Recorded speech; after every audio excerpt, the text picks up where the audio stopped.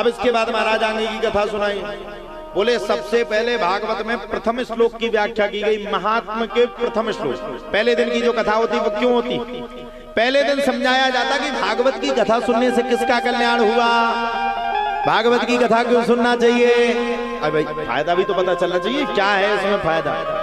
तो पहला श्लोक कह दिया, सच्चिदानंद रूपाय विश्वोत्पत्त्यादि हेतवे तापत्रय विनाशाय श्री कृष्णाय वयं नमः।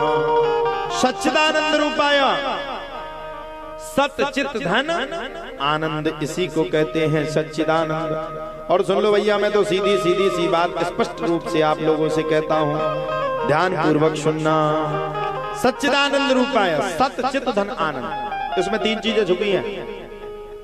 जब भगवान को आप सत्य से पाने जाओगे तो वही सत्य चित्त में बदल जाएगा। यहां बैठे हो, कई लोग बैठे, कई लोग श्रोता, तीन प्रकार के श्रोता, सोता और सरोता। सत्य जब चित्त में बदलता है तो आनंद आ जाता है, भगवान के दर्शन हो जाते हैं। हमें दिखता है ये भागवत हो रही तो कई लोगों को ये भागवत मजाक लगेगी, लेकिन जितने मनुष्य रहते हैं उन मनुष्यों में से कई मनुष्यों को भगवान के साक्षात दर्शन होंगे। तो सत चित धन आनंद, और जो कथा सुनने से हमारे हृदय में आनंद आता है उसी का नाम सच्चिदानंद है। और कहा भी गया, सच कहिए जो बिमिसे नाही, सच कहिए जो बिमिसे नाही, चित चेतन सकल घट माही, चित चेतन सकल घट माही, आनंद घट घट करे आनंदा, आनंद घट घट करे आनंदा, ताको नाम सच्चिदानंदा, ताको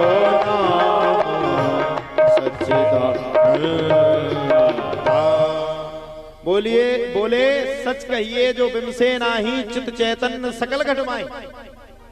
और सुनो, ऐसे आनंद नहीं, आनंद घट घट, आपके पूरे शरीर में आनंद आ जाए। महाराज पूरे शरीर, एक एक आपका कण कण, एक एक आपका रोम रोम जिस दिन भगवान के लिए प्रफुल्लित हो जाए, समझ लेना भगवान अब तुमसे दूर नहीं है, वो तुम्हारे करीब हैं, एक ना एक दिन आकर के तुमसे जरूर मिल जाएंगे। आनंद, तो ये है सच्चिदानंद। अब कथा किसने सुनी? भक्ति ज्ञान वैराग आप तो विवेको वर्त तो महान। एक भक्ति महारानी थी, तो उनके दो पुत्र थे, ज्ञान और वैराग। दोनों पुत्र बड़े बड़े थे, दोनों पुत्र वृद्ध हो गए। नारद मुनि ने पूछा, देवी वृद्ध क्यों हो गए? बोले वृंदावन में आके मेरी भक्ति तो सबने की, ज्ञान किसी ने नहीं पाया और वैराग किसी ने नहीं लिया, अब क्या किया जाए? बोले महाराज इसके लिए एक ही उपाय है, सिणु नारद बक्षामो ब्रह्मराय विवेक ने, चलो चल करके भागवत की कथा सुनो। भक्ति के दोनों पुत्रों ने भागवत की कथा सुनी तो दोनों पुत्र ज्ञान प्राप्त कर गए। ज्ञान, भक्ति ज्ञान वैराग आप तो विवेको वर्तते महान, माया मोह निरासस्या वैष्णवे क्रियते कथम। भैया भक्ति ज्ञान दोनों बड़े हो गए, और जब भक्ति के दोनों पुत्र बड़े हो गए ज्ञान वैराग, तो भक्ति ने पूछा महाराज ये कैसे हुआ? तब तो सूत जी महाराज ने तुरंत कहा, चारों सनकादिक ऋषियों ने बताया। बोले सुनो महाराज इसके पीछे भी एक कारण है, जो भागवत की कथा को सुनता है उसका कल्याण जीवन भर होता है, जीवन पर्यंत होता है। बोले कैसे?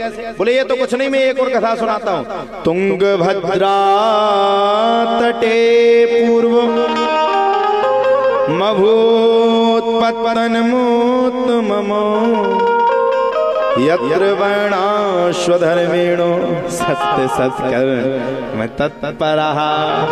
तुंगभद्रा तटे पूर्व, तुंगभद्रा नदी के पास एक आनंद नाम का तट था।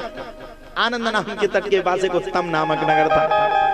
उत्तम नामक नगर में बड़े गांव वाले रहते थे, उसी गांव के बीच में एक ब्राह्मण देवता रहते थे जिनका नाम था पंडित आत्मदेव शास्त्री। अच्छा, शास्त्री जी के घर में सब कुछ था, धन था, दान था, संपत्ति, सब कुछ, कोई कमी नहीं। लेकिन शास्त्री जी के घर में एक कमी, संतान की। अच्छा, वो गृहस्थी किस काम का जिसके जीवन में संतान ना हो महाराज, और वो संत किस काम का जिस संत के जीवन में भगवान का भजन ना हो। वो संत किस काम का, वो काम का हो ही नहीं सकता। महाराज आत्मदेव शास्त्री का बड़ा दिमाग खराब, मेरी कोई संतान नहीं, मेरी कोई संतान नहीं, मेरी कोई संतान नहीं। क्रोध आ गया, जाकर के जंगल में मरने लगे। एक संत जी ने पूछा, भैया क्यों मर रहे हो? बोले संतान नहीं होती। अच्छा, संत जी ने देखा, बोले रुक जाओ 1 मिनट के लिए हम देखते। संत जी ने जब नेत्रों को बंद किया तो बोले तुम्हारे भाग्य में 1 जन्म नहीं 7 जन्म तक नहीं है। अब तो आत्मदेव शास्त्री और पहले मरने लगे। बोले महाराज जब तो कल मरने तो अभी मरे, 7 जन्म लेने। संत जी ने कहा चिंता मत करो, मरो मत, मैं तुम्हें एक फल देता हूँ, पत्नी को खिला देना, लड़का हो जाएगा, तुम्हारे घर भी संतान हो जाएगी। लेकिन ध्यान रखना, कोहू काहू को सुख करना दुख कर दाता, निज कृत कर्म भोग सब भ्राता, हानि लाभ जीवन मरण, जस अप जस विधि। हाँ, आत्मदेव शास्त्री ने अपनी पत्नी को जाकर के फल को दे दिया। पत्नी बड़ी खतरनाक, जाके उन्हें गज्जा खवा दो। भाग्य में अति न संतानों के दिमाग पे आ गई, अरे 9 महीना तक कोई ने पेट में ला दे, हमें नहीं जाने संतान, भाग गई। और बहन के, अच्छा आजकल की बहनन से तो सावधान रहो, डंकनी है बिल्कुल, आओ उनसे तो और बचो। बहन से सेटिंग मिला ली, बहन का पुत्र हुआ, खुद गर्भवती होने का नाटक किया, और जैसे पुत्र हुआ पूरे नगर में शोर कर दिया। अब लिखा भी है, पूत कपूत तो का धन संचय, पूत सपूत तो का धन संचय। अगर पूत अगर कपूत निकल गया तो बर्बाद कर देगा। धुंधकारी भी बर्बाद निकल गया, पिताजी की खूब पिटाई दिया, पिताजी तो भाग गए वृंदावन, माताजी को मारा माल के धर, माताजी ने कुएं में गिर करके प्राणों का त्याग कर दिया। 5 वैश्याओं को घर में ले आया, और वैश्याओं को घर में ला करके महाराज उनके साथ विचरण करने लगा, और चोरी करके जो धन लाए वो वैश्याओं को समर्पित कर दे। एक दिन तो राजा के घर में चोरी कर डाली। वैश्याओं ने रात्रि के समय में पत्नी बेल को उठाया, और ताना तो वो ना मरा तो उसके लिए अंगारा उठाया। अंगारा जानते हैं आप लोग? लुअर, अपने तो बुंदेली में कहला लुअर तो उठाइए, लुअर की लगी कहते ना। बुंदेली भाषा भी बड़ी खतरनाक। लुअर, साउंड माउंड, जलमल। बाहर के पंडित जी तो रोक ही नहीं सका, जलमल। अब जल तो दुनिया पी ले, पछाएं को पिया। अजीब ही भाषा है। ले आओ रे महाराज का जलमल उठा ले, रे महाराज को दिमाग खराब, जो बाहरी आए के मलारे पे बारो संग मिला के पिए ही ना भी। तो धुंधकारी पापी निकला, वैश्याओं ने मार दिया, और गोकर्ण जी महाराज ने धुंधकारी की गया में जाकर के श्राद्ध कर दी, फिर भी धुंधकारी नहीं तरा। और जब श्राद्ध करने के बाद भी धुंधकारी नहीं तरा, तब क्या किया जाए? तब तो महाराज धुंधकारी के भाई ने धुंधकारी के लिए भागवत की कथा का आयोजन किया।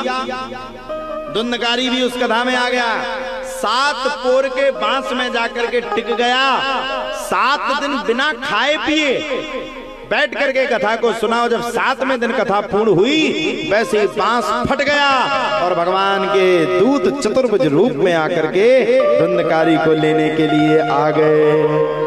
ये है भगवान की कथा। अब देखो, श्रोता भी 3 प्रकार के होते हैं, श्रोता, सोता और सरोता। अभी गांव में हमारी इतनी चर्चा होगी, पूरी रात चर्चा चलेगी यार। साजी कथा करिए नहीं, वो तो अपनी अपनी बातें भर कर, नीलो ड्राम, पक्को ड्राम, फिर मुस्कान जो का है सबसे ज्यादा।